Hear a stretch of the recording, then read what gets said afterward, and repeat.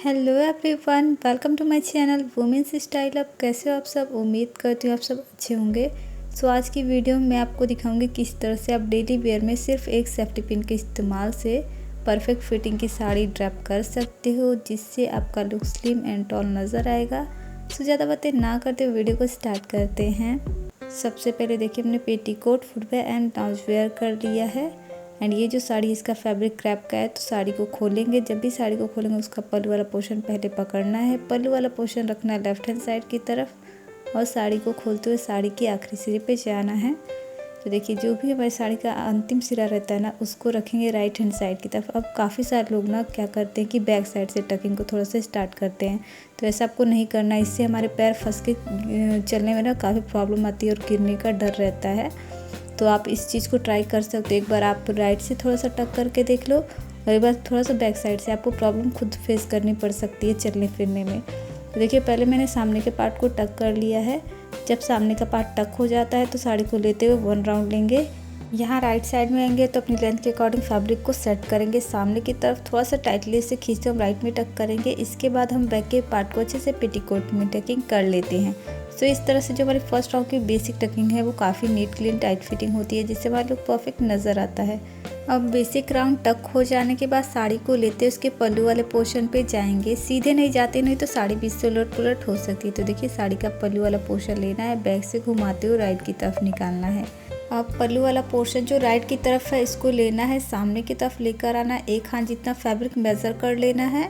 अब इसे हम डबल फोल्ड करेंगे, क्योंकि फैब्रिक सॉफ्ट है तो हम फटाक से इसकी प्लीट को बनाने की जो ट्रिक है ना वो यूज़ करने वाले हैं। तो देखिए, पल्लू डबल फोल्ड इस तरह से करना है और सामने जो बंद वाला पोर्शन दिखता है ना, इसको आपको आराम से देखिए दूसरा कॉर्नर पकड़ लेना है लेफ्ट हैंड में। अब पल्लू सामने आ जाएगा। अब आप राइट लेफ्ट कहीं से प्लीट उठा सकती है, तरीका सेम ही रहने वाला है। सो मैं यहाँ पर लेफ्ट साइड से प्लीट उठा रही हूँ। सबसे पहले तो देखिए, आपको 1/2 इंच के करीब फैब्रिक छोड़ के स्मॉल फिंगर थंब से पकड़ना है। सामने के 2 फिंगर को कैंची की तरह करते उतनी दूर तक फिंगर को रखिएगा जितनी चौड़ी आपको प्लीट्स बनानी है।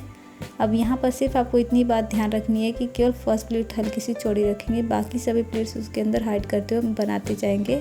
और जब हम प्लीट बनाते हुए आते हैं ना, तो अंदर की जो प्लीट होती है ना, सबसे अंदर वाली, उसको आपको ध्यान रखना है कि उसका डायरेक्शन राइट की तरफ हो। यहाँ पर देखिए थोड़ा सा फैब्रिक एक्स्ट्रा हो रहा है, तो इसे मैनेज करने के लिए मैं 2 प्लीट खोलकर पतली पतली 3 प्लीटें कर लूँगी। तो इस तरह से देखिए हमारी प्लीट्स बन चुकी है। अब इन प्लीटों को हम लेफ्ट हैंड में इस तरह से पकड़ लेंगे और फैब्रिक को आगे लेकर आएंगे। देखिए, जहाँ तक डबल फैब्रिक है ना, उसके आगे पकड़ के झटक दिया है, तो जो डबल लेयर थी एक लेयर बाहर आ गई है। और थोड़ा सा हैंड को हिलाते हुए और साइड से हम थोड़ी सी दूरी पे 1 बाय 1 एक एक प्लीट को पकड़ते हुए झटकते हुए अरेंज कर रहे हैं। तो इस तरह से आपकी जो प्लीट है ना, फटाफट से ईजिली से बन जाती है। अगर आप डेली वेयर में साड़ी को ड्रैप करो, इस तरह से प्लीट्स बना सकते हो।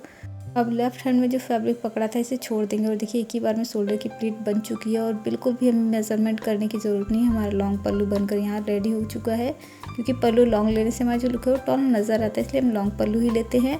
अब सेफ्टी पिन की हेल्प से ब्लाउज के शोल्डर में पल्लू को सिक्योर करेंगे। तो जो ब्लाउज के शोल्डर की स्टिचिंग होती है उससे 1 या 2 इंच बैक में जाकर पल्लू की प्लीट्स एंड ब्लाउज के फैब्रिक को एक साथ पकड़ते हुए देखिए सेफ्टी पिन हम ब्लाउज के अंदर से लगाते हुए सिक्योर कर लेते हैं। यहाँ पर पल्लू हमारा अच्छे से शोल्डर पर सेट हो चुका है। अब हम सामने की तरफ आएंगे एंड पल्लू का जो अंदर वाला बॉर्डर होता है ना, इसको अपने चेस्ट पर रखते हुए सेट करना है। यहाँ पर जब आप सेट करोगे तो देखोगे कि एकदम टाइट फिटिंग से अच्छे से आपको सेट करना है। कोई भी प्लीट्स अंदर की तरफ छूटी या दबी ना रह जाए, इसलिए पहले ही देखिए कि एक प्लीट को यहाँ पर अच्छे से ठीक कर लेना है इस तरह से, क्योंकि कई बार क्या होता है कोई फैब्रिक एक्स्ट्रा अंदर की तरफ रह जाती है और फिर बाद में वो बैक साइड में जाकर हमारी ओवरलैप होने लगती है, फूली लटक सी जाती है। अब जितना फैब्रिक होगा ना, लेफ़्ट की तरफ खींचते हुए देखिए इस तरह से मेज़र करते हुए आपको लेकर आना है राइट हैंड साइड तक। इतना फैब्रिक मेज़र करके हम छोड़ देंगे, उसके हम प्लीट्स नहीं बनाएंगे। अब जितनी भी साड़ियाँ बच गई हैं ना, इनकी हम प्लीट्स बनाएंगे। अब यहाँ पर देखिए दोनों तरफ से हमारा पोजीशन जो है सेम है, चाहे आप राइट से प्लीट बनाओ या फिर लेफ़्ट से। तो मैं लेफ़्ट साइड से प्लीट बना रही हूँ। अब यहाँ पर प्लीट बनाने से पहले देखिए मैं इस तरह से फैब्रिक को टक कर लेती हूँ, ताकि प्लीट्स बनाए मुझे आसानी हो। और कोई बात नहीं है, तो इतना फैब्रिक मेज़र करके जो छोड़ा था उसके आगे से हम प्लीट बनाएंगे। तो थंब और उसके बगल वाले 3 फिंगर से फैब्रिक को पकड़ा है, जो स्मॉल फिंगर अलग दिख रही है, इसमें फैब्रिक को फंसाते हुए देखिए मैं इस तरह से 1 बाय 1 प्लीट बना रही हूँ। आई होप कि आपको ईजिली से दिख रहा हो। तो इस तरह से अगर आप प्लीट बनाते हो ना, तो आपकी प्लीट्स ना छूटने की रिस्क नहीं होती है। जो लोग बिगनर होते हैं ना, उनको इसी तरह से ट्राई करना चाहिए प्लीट्स बनाने का। तो ये काफ़ी इजी लगता है मुझे बिगनर के लिए। अब देखिए जब आप प्लीट बना लोगे तो यहाँ पर एक प्लीट का आपको फैब्रिक छोड़ना होता है। तो यहाँ पर मैं आपको दिखा दूँ, देखिए नेवा से 4 अंगुल आगे जाने होता है। तो ये वाला एक प्लीट का फैब्रिक हम छोड़ देंगे और ये जो प्लीटें बन गई है ना, इनको अच्छे से इस तरह से झटक लेना है और साइड से 1 बाय 1 अरेंज करते हुए प्लीट्स को अच्छे से सेट कर लेना है। अब प्लीट्स हमारी काफ़ी अच्छे से बन के आपको दिख रही होगी, फिर भी इसे ऊपर साइड से हमें अरेंज करना होगा, बॉर्डर से बॉर्डर मिलाते हुए, साथ में हाफ सेंटीमीटर का गैप भी रखते हुए। ऐसा करने से नीचे से अनइवन फॉल साइड भी नहीं दिखती और सभी प्लीट्स भर के नज़र आती है। जब प्लीट्स अरेंज हो जाती है तो सभी प्लीट को टमी के सामने रखते हुए पकड़ लेना है, केवल पहली प्लीट को खोलना है। राइट साइड में जितना भी अब एक्स्ट्रा फैब्रिक था ना, उसको लेते हुए पहली प्लीट को चौड़ी करेंगे। तो यहाँ पर आपको इतनी बात ध्यान रखनी है कि चाहे वो शोल्डर की प्लीट हो या फिर कमर की प्लीट हो, आपको फर्स्ट प्लीट हमेशा चौड़ी रखनी है। जब प्लीट्स हमारी बन जाएगी तो अंदर साइड से देखिए एक एक प्लीट को पकड़ते हुए इस तरह से अरेंज कर लेंगे, ताकि इधर से हमारी प्लीट्स छूटे ना। खास करके जो चौड़ी वाली, अगर वो खिसक गई तो आपकी फर्स्ट प्लीट तो सेट होगी नहीं, नीचे से वो लटकी हुई नज़र आएगी।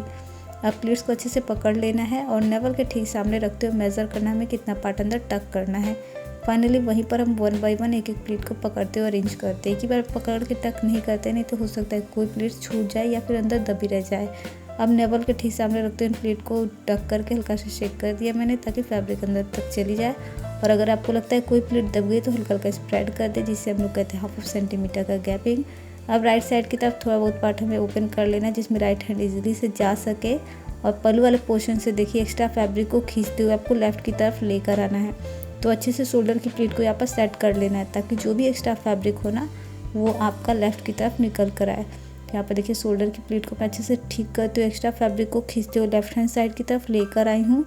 एंड यहाँ पर राइट साइड के ओपन पार्ट में से देखिए लेफ्ट हैंड साइड के फैब्रिक को पकड़ के खींचना है। जैसे आप खींचोगे आपका हिप वाला पोर्शन फिटेड हो जाएगा, देखिए लेफ्ट साइड की तरफ, और जितना भी एक्स्ट्रा फैब्रिक है वो राइट की तरफ आ जाएगा। अब यहाँ पर खींचते वक्त ना आप सामने की प्लीट को पकड़े रहिएगा। अगर आप बिगनर हो तो, नहीं तो ये प्लीट इधर उधर खिसक सकती है, क्योंकि हम केवल एक सेफ्टी पिन का इस्तेमाल कर लिए हैं। तो आप यहाँ पर एक और सेफ्टी पिन इस्तेमाल कर सकती थी। अभी देखिए जो एक्स्ट्रा फैब्रिक निकल कर है उसमें मैंने गांठ लगा दिया। गांठ लगाने के बाद अगर आप टक करते हो तो टकिंग निकलती नहीं है। अब जो ऊपर की लेयर हमने ओपन कर रखी है, इसको हम यहीं पर टक कर लेंगे। और राइट साइड का जो पार्ट होता है ना, आपका पल्लू से कवर हो जाता है। पल्लू की प्लीट्स को एक बार और अच्छे से ठीक कर लेना है। एंड अगर आप पूरे दिन के लिए साड़ी को ड्रैप करना चाहते हो तो कमर वाली जो प्लीट अभी हमने टक की ना, उसे सिक्योर करना ना भूले। तो इस तरह से आप परफेक्ट फिटिंग के साथ अपनी डेली वेयर की साड़ी को परफेक्टली ड्रैप कर सकती हैं। उम्मीद करती हूँ कि वीडियो आपके लिए हेल्पफुल रही होगी। अगर वीडियो हेल्पफुल रही तो वीडियो को लाइक कर दीजिएगा। इसी तरह के और वीडियो देखने के लिए हमारे चैनल को सब्सक्राइब करना ना भूलिएगा। साथ में बेल आइकन ज़रूर प्रेस कीजिएगा, ताकि आने वाले वीडियो की नोटिफिकेशन आपको मिलती रहे। सो मैं मिलती हूँ आपसे अपनी अगली वीडियो में। तब तक के लिए keep smiling, take care, bye.